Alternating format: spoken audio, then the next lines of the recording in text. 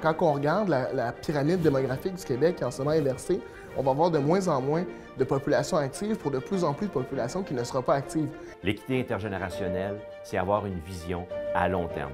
Pas seulement pour la génération au pouvoir actuellement, mais pour les générations futures. Maintenant, c'est à nous à déterminer ce qu'on veut laisser à nos enfants pour qu'eux aient vraiment toutes les opportunités de réussir au Québec. Si on continue à s'endetter, ce sont eux plus tard qui vont en payer le prix. Il faut y penser à ça. Alors, l'équité intergénérationnelle, c'est simplement que dans chacune des actions du gouvernement, on s'assure vraiment de penser à la génération qui n'a pas encore cette voix-là parmi nous. Faire en sorte de léguer à nos enfants et petits-enfants un gouvernement qui aura les moyens de ses ambitions.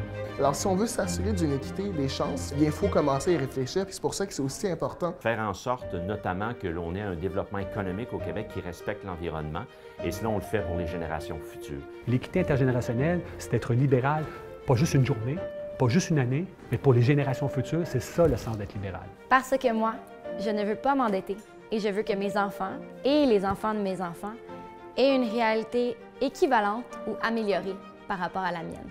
Parce que les décisions qui sont prises aujourd'hui auront nécessairement un impact sur les générations à venir.